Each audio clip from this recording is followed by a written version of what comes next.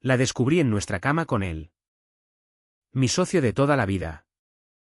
El hombre que había firmado conmigo los primeros contratos cuando apenas teníamos 25 años y una idea loca sobre software de logística. No grité. No lloré. Solo me quedé en el umbral de la puerta del dormitorio, observando cómo sus cuerpos se separaban con prisa torpe. Como ella se cubría con la sábana como si eso pudiera borrar lo que acababa de ver. No es lo que parece, dijo ella, la voz temblando. Pero sus ojos ya calculaban la mentira siguiente. Él ni siquiera intentó excusarse. Se limitó a abotonarse la camisa y pasar junto a mí como si yo fuera un mueble más del apartamento en Chaoyang. Durante semanas fingí que nada había pasado. Seguía levantándome a las 6. Tomaba el metro hasta Zhongguancun. Trabajaba 16 horas diarias en la empresa que habíamos fundado juntos los tres, yo con el código. Él con los contactos. Ella con la administración impecable. Ellos seguían viniendo a las reuniones. Sonreían. Hablaban de cifras y expansión. Yo asentía. Tomaba notas. Aprobaba sus propuestas. Por las noches. En el mismo apartamento donde todo había sucedido. Dormía en el sofá porque no soportaba el olor que aún flotaba en el dormitorio. Ella intentaba tocarme el hombro. Pedía hablar. Yo respondía que estaba cansado. Que mañana teníamos junta temprana. El dolor no era un fuego. Era algo más frío. Más lento. Como cuando te das cuenta de que has estado construyendo sobre arena movediza y nadie te avisó. Recordaba cada sacrificio, las navidades que pasé codificando mientras mis padres en provincias se quejaban de que nunca los visitaba. Las noches sin dormir para cerrar rondas de financiación. Los préstamos personales que avalé con mi propio nombre. Todo eso lo había hecho por un futuro que incluía a mi mujer y a mi mejor amigo. Y ellos lo habían reducido a una aventura de oficina. Una tarde. En la sala de juntas con vistas al tráfico interminable de la Cuarta Circunvalar. Él propuso dividir acciones para atraer un nuevo inversor. Es lo mejor para la compañía. Dijo. Mirándome directamente a los ojos. Ella asentía con entusiasmo. En ese momento comprendí que no era solo sexo, era un plan. Querían diluir mi participación. Sacarme poco a poco. Quedarse con lo que yo había construido casi solo durante años. Sonreí y dije que lo pensaría. Esa noche. Por primera vez. Abrí un documento nuevo en mi ordenador y empecé a anotar fechas. Correos. Transferencias sospechosas que había visto pasar de largo porque confiaba. No odiaba aún.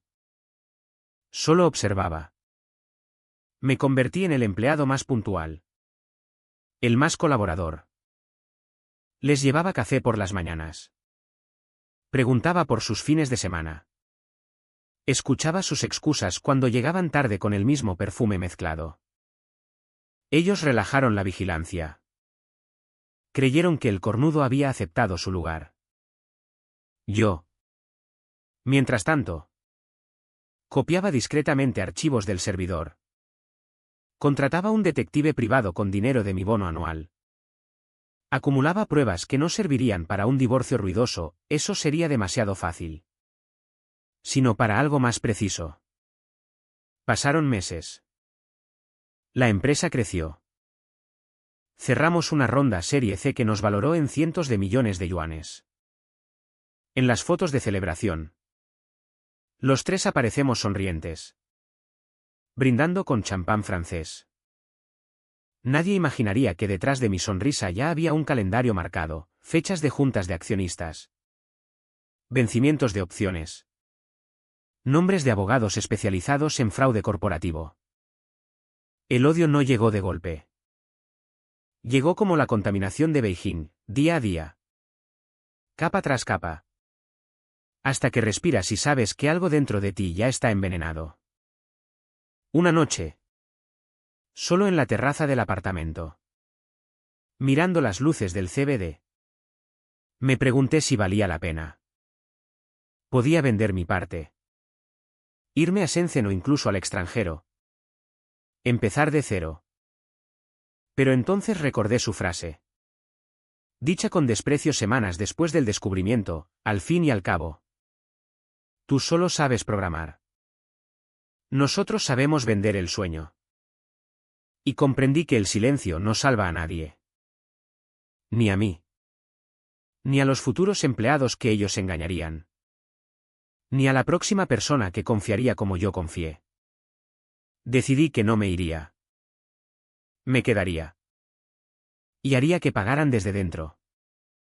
Usando las mismas reglas que ellos dominaban tan bien: contratos, accionistas, reputación.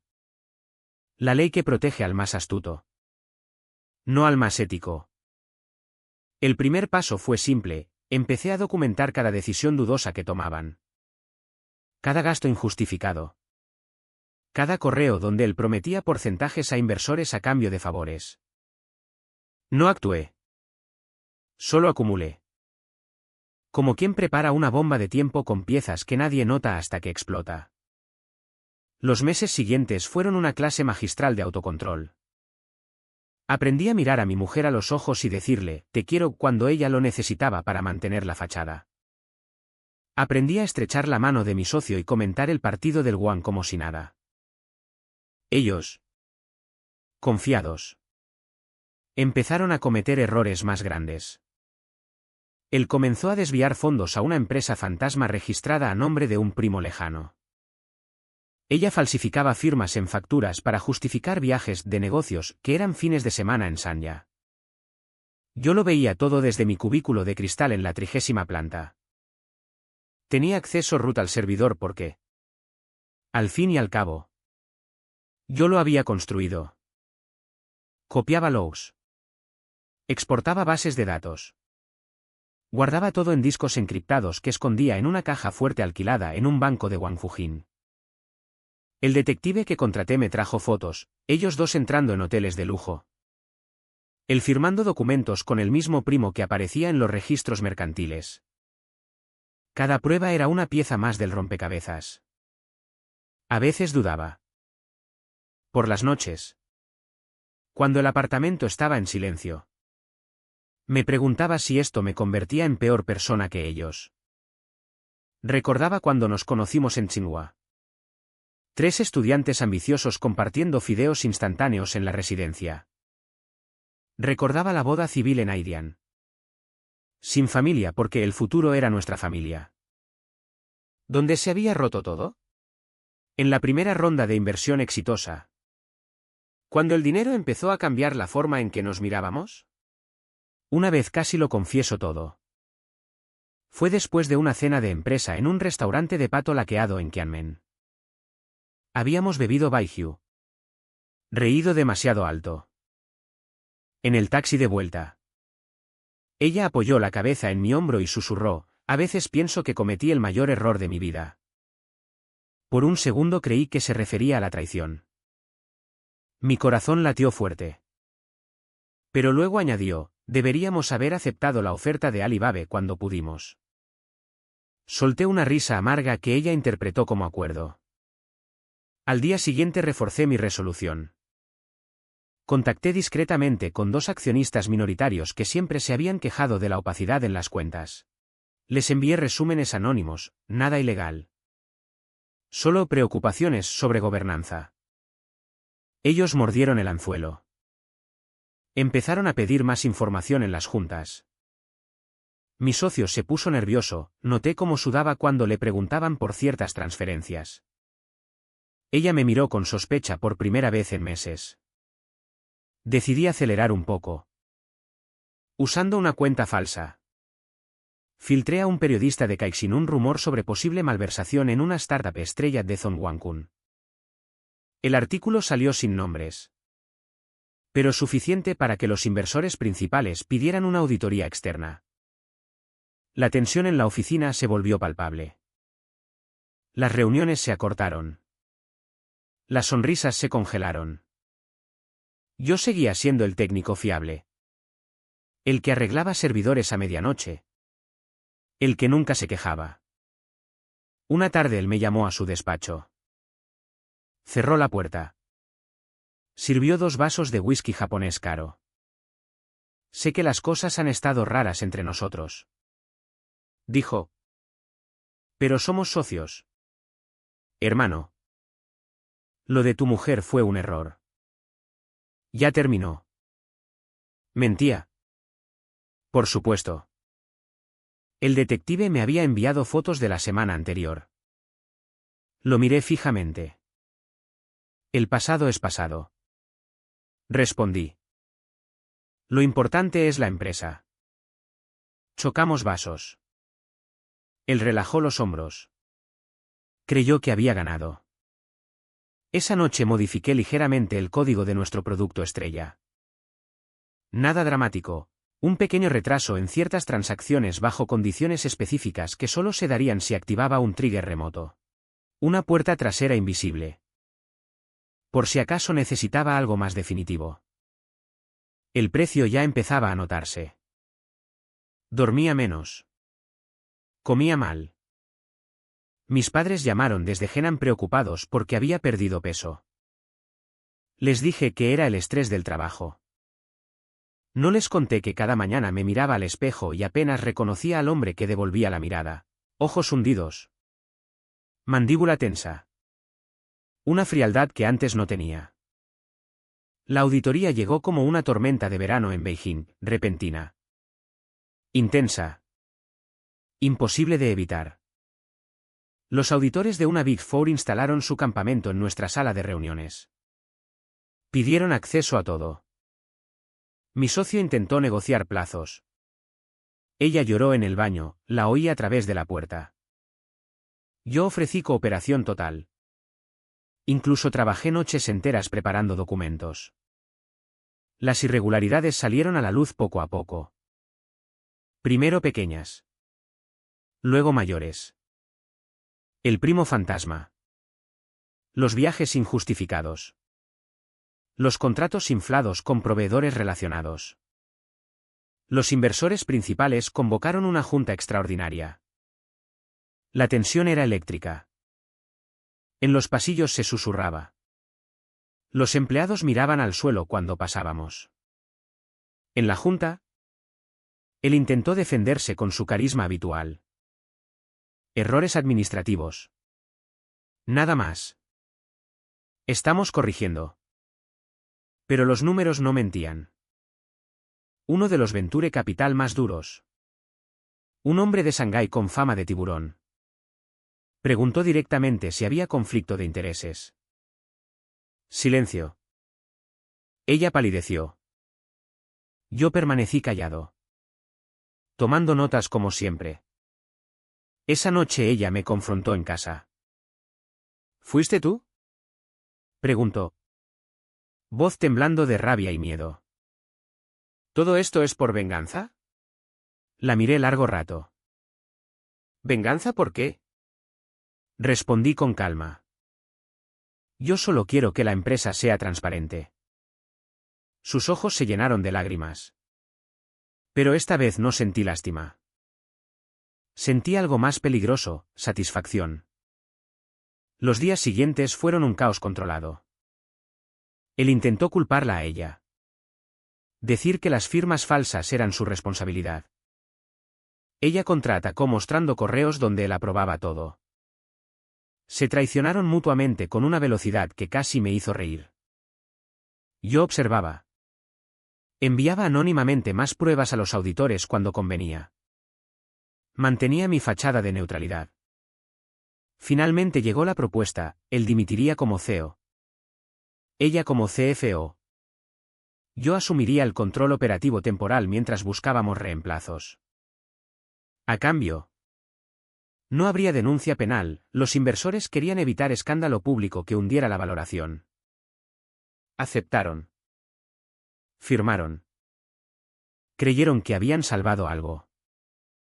En la última reunión los 3 solos. Él me tendió la mano. Sin rencores. Dijo. La estreché. Fría. Firme. Ella ni siquiera me miró. Salieron del edificio con cajas de cartón. Como tantos ejecutivos caídos en esta ciudad donde las empresas nacen y mueren en meses. Yo me quedé. La empresa era mía en la práctica. Reestructuré equipos. Limpié cuentas. Recuperamos la confianza de los inversores. Las acciones subieron. Los medios hablaron de transición exitosa tras errores de gobernanza. Nadie mencionó traición personal. Pero el precio seguía acumulándose. Amigos comunes dejaron de invitarme a cenas. Mis padres. Al enterarse por rumores. Me llamaron escandalizados. ¿Cómo permitiste que te humillaran así y no hiciste nada? Les dije que los negocios son negocios. Colgaron enfadados. Por las noches. En el apartamento ahora vacío, ella se había llevado sus cosas mientras yo estaba en la oficina. Me servía un vaso de whisky y miraba la ciudad. Había ganado. Pero la victoria sabía a ceniza. Me preguntaba si el hombre que planeó todo esto era aún yo. O si algo esencial se había roto para siempre. Controlar la empresa sola fue más duro de lo esperado. Los empleados me miraban con una mezcla de respeto y miedo. Sabían que algo había pasado. Pero no los detalles.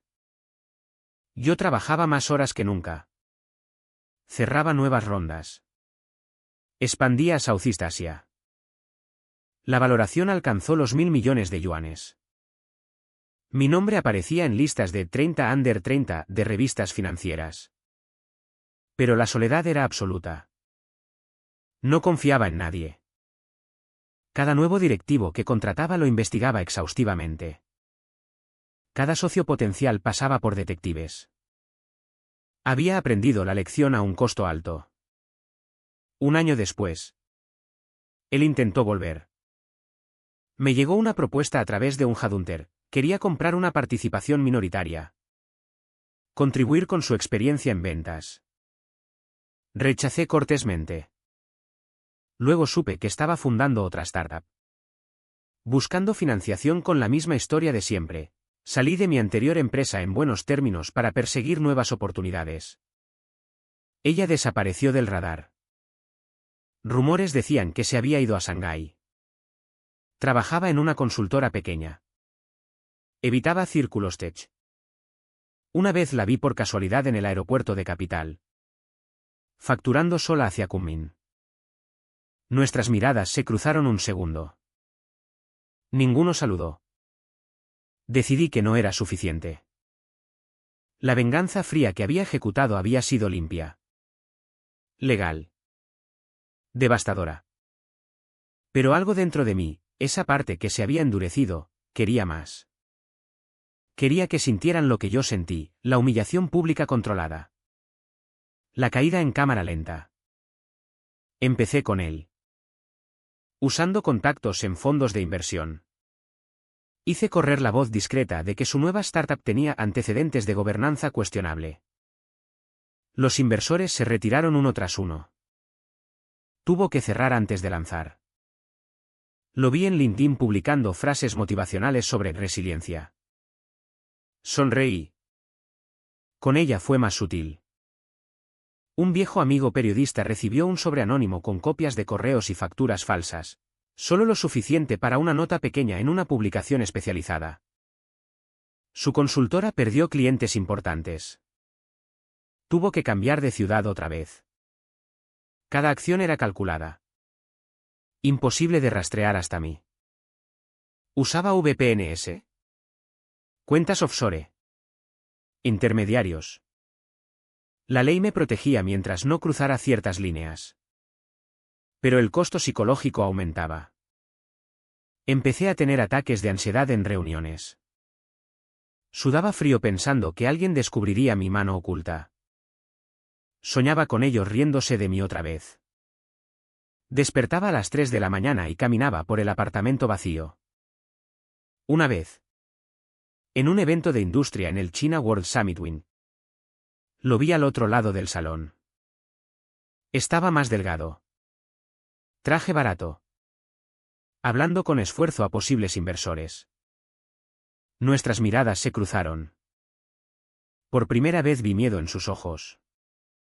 Me acerqué. Le ofrecí una copa. ¿Cómo va todo? Pregunté con voz neutra. Bien. ¿Mintió?